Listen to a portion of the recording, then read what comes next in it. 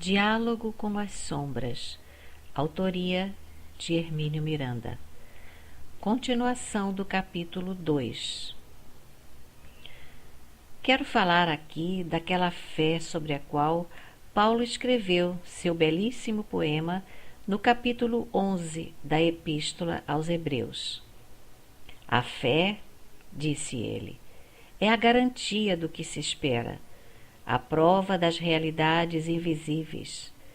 Pela fé, sabemos que o universo foi criado pela palavra de Deus, de maneira que o que se vê resultasse daquilo que não se vê.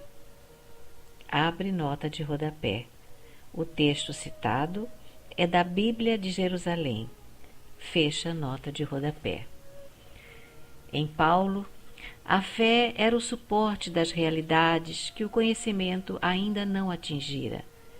Em Kardec, é a certeza daquilo que o conhecimento, afinal alcançado, confirmou no coração do homem.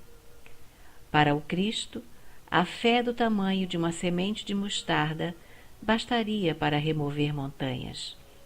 Para ele, é a fé que cura o servo doente do romano pagão e estanca a hemorragia da mulher que o tocou.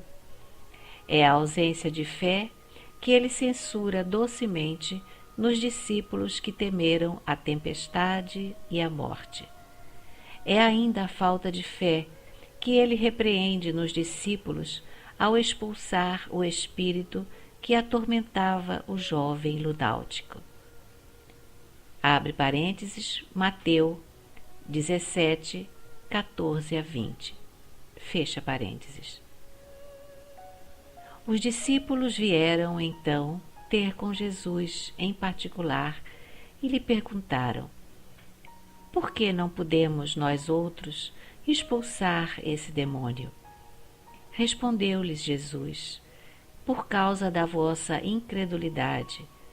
Pois em verdade vos digo, se tivesses fé do tamanho de um grão de mostarda, diríeis a esta montanha: transporta-te daí para ali, e ela se transportaria, e nada vos seria impossível. O episódio é de grande força e beleza. Os discípulos já haviam tentado, sem êxito, doutrinar o possessor que fazia o que queria com o jovem infeliz. Batidos pelo fracasso e ante a facilidade com que o Cristo resolve o problema, pedem explicações. Resposta: fé. Sem ela, pouco ou nada podemos. Com ela, nada é impossível. É uma afirmativa de extraordinário vigor, feita por quem possuía autoridade mais do que suficiente para fazê-la. Coloquemo-la de forma positiva. Tudo é possível àquele que crê. Marcos narra o episódio no capítulo 9, abre parênteses, versículos 14 a 29, fecha parênteses. Jesus cura o infeliz possesso, que, segundo o Pai, era possuído por um espírito mudo que se apoderava dele em qualquer lugar, derrubava-o ao solo, fazia-o espumar, ranger os dentes e o deixava rígido, provavelmente desacordado. Os discípulos nada puderam fazer, e depois de curá-lo, o Cristo insiste em que tudo é possível àquele que crê, e ainda mais, que aquela classe de espíritos não poderia ser tratada senão com a prece. Ao comentar a passagem em O Evangelho segundo o Espiritismo, Kardec escreve que a confiança nas suas próprias forças torna o homem capaz de executar coisas materiais que não consegue fazer quem duvida de si. No contexto, porém, as palavras devem ser entendidas em seu sentido moral. Não se trata, é certo, de remover montanhas de terra e pedra, imagem usada pelo Cristo para fixar o seu pensamento na memória dos ouvintes. Da fé vacilante, diz Kardec pouco depois, resultam a incerteza e a hesitação de que se aproveitam os adversários que se tem de combater.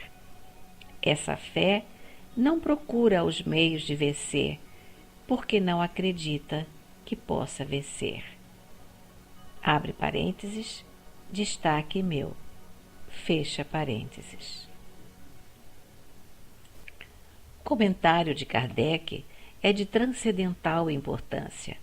Para não transcrevê-lo por inteiro aqui, é preferível recomendar que o leitor não deixe de estudá-lo e de meditar pausadamente acerca de todas as suas implicações, pois ele ocupa todo o capítulo 19 de O Evangelho segundo o Espiritismo, páginas 284 a 293 da 57ª edição da FEB.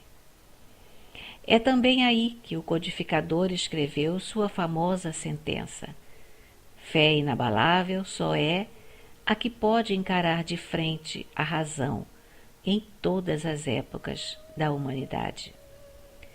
Dificilmente se poderia dizer melhor com tão poucas palavras.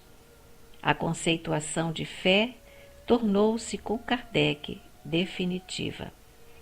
Precisa ser inabalável, tem que encarar a razão destemidamente, confiantemente, sempre, em todas as épocas.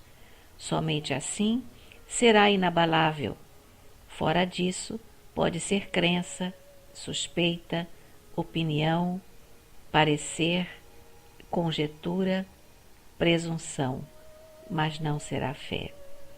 Sem ela, o doutrinador estará desarmado, despreparado para a sua tarefa, por mais bem dotado que seja, com relação aos demais atributos necessários à sua função.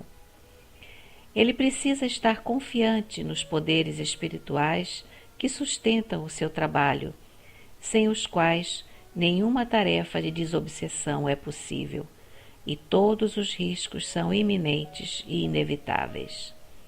Ele tem de saber que, ao levantar-se para dar um passe, a fé lhe trará os recursos de que necessita para servir. Ele deve saber que, ao formular sua prece, vai encontrar a resposta ao que implora em benefício do companheiro que sofre. Além disso, é a fé que lhe dá o apoio da confiança de que ele precisa para aventurar-se pelas ásperas e tenebrosas regiões do mais terrível sofrimento, do mais angustioso desespero, da mais violenta revolta. Se não tem fé, não estará em condições de realizar o trabalho a que se propõe. Outro ingrediente necessário na psicologia do doutrinador é o amor. Não é por acaso que nos textos evangélicos caridade e amor são tratados como sinônimos. Impossível seria considerar a caridade sem o amor, tanto quanto o amor descaridoso. Por isso, traduções modernas do Evangelho substituíram por amor a expressão caridade, que aparecia nos textos mais antigos do belíssimo capítulo 13 da primeira epístola de Paulo aos Coríntios. Ainda que eu fale a linguagem dos homens e dos anjos, se não tenho amor, sou como bronze que soa e o símbolo que retine. Se não tenho amor, nada me aproveita. O amor é paciente e serviçal. O amor não é invejoso nem presunçoso. Não é temerário nem precipitado. Não tem orgulho. Não é interesseiro.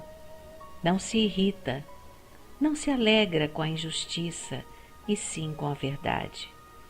O amor tudo crê, tudo espera, tudo suporta. O amor não se acaba nunca. Se tudo se acabasse, restariam a fé, a esperança e o amor. A Bíblia de Jerusalém lembra, em nota de rodapé, que a expressão do original grego HP caracteriza bem a gradação cuidadosa do sentimento que Paulo desejou transmitir aos seus amigos de Corinto. HP é o amor-benevolência que se dirige como força construtiva do bem em favor do próximo, diferente, portanto, do amor passional e egoísta. É desse amor-doação que precisa o doutrinador, do amor que, segundo Cristo, devemos sentir com relação aos nossos próprios inimigos. É isto bem verdadeiro no caso da doutrinação de espíritos conturbados, porque ao se apresentarem diante de nós, vêm com a força e a agressividade de inimigos implacáveis. Se respondermos à sua agressividade com a nossa, o trabalho se perde e desencadeamos contra nós a reação sustentada da cólera, do rancor, do ódio. Sem nenhuma figura de retórica, é preciso ter no trabalho de desobsessão a capacidade de amar os inimigos.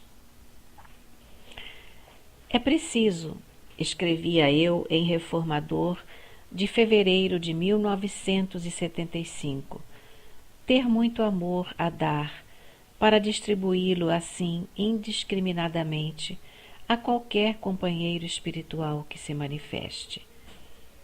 Muitas vezes, o médium doutrinador não se encontra na sua vida de encarnado cercado pelo sentimento de afeição de familiares e companheiros. Tem seus parentes, vive rodeado de conhecidos no ambiente de trabalho, mas não conta com grandes afeições e dedicações. A sustentação do seu teor vibratório no campo do amor deverá vir de cima, e para isso precisa estar ligado aos planos superiores que o ajudam e assistem à distância. Sem amor profundo, pronto na doação, incondicional, legítimo, sincero, é impraticável o trabalho mediúnico realmente produtivo e libertador. É claro que estas observações são válidas para todos os componentes do grupo, mas particularmente se dirigem ao doutrinador, porque é ele o seu porta-voz. É nele que os espíritos desequilibrados identificam a petulante intenção de interferir com seus planos pessoais. É ele, usualmente, o responsável pela direção dos aspectos, por assim dizer, terrenos do trabalho. É lógico e natural, portanto, para os irmãos desorientados que se concentrem no doutrinador grande parte do esforço de envolvimento, bem como suas cóleras e suas ameaças. O médium doutrinador tem que devolver todo esse concentrado ataque vibratório, transformado em compreensão, tolerância e, principalmente, amor fraterno.